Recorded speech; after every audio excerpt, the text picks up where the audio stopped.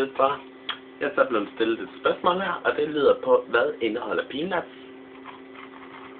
Og jeg vil så sige, det her det er en peanut. Til jer, der ikke ved det. Og peanuts, de indeholder nøden fra jordnød og salt. Og det er nok det mest tåbelige spørgsmål, jeg nogensinde har blevet stillet i en fucking så. Hvad fanden tror du selv, de indeholder? Og hvis du ikke ved det, så skriv sgu da en pakke eller gå ned i Netto og se bagpå, hvad der står. Fucking idiot, mand. Prøv at stille mig nogle ordentlige spørgsmål, så jeg har nærmest ikke fået spørgsmål i 3 uger. Der er mange, der spørger sådan, det er godt, det du laver. Jeg er fan. Det er super kanon. Og og der. Og hallo, jeg synes, det er fedt.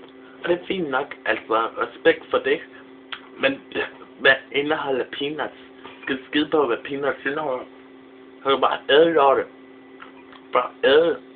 Nu skal jeg fuldstændig lige meget, hvad fanden jeg indeholder, med mindre du er veganer eller sådan noget. Så bare æde. Prøv at se, jeg sidder nærmest fritspist, fordi jeg ikke nogen siger så meget spørgsmål. Det var skønt. Jeg vil meget gerne høre fra jer, hvis I gerne vil svare på. Hvis I gerne vil svare på, ikke også?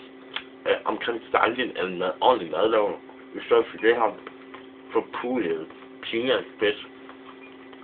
Der er også en. Okay, jeg vil så sige, at jeg blev stillet spørgsmål mere. Men det var hvad elektronik var. Og helt ærligt, det gider jeg ikke svare på, du er for dum i hovedet. Altså, det var overhovedet ikke svare på, hvad elektronik er. Jeg tror, jeg er dum eller sådan noget. Jeg vil bare sige, prøv at sætte mig et spørgsmål.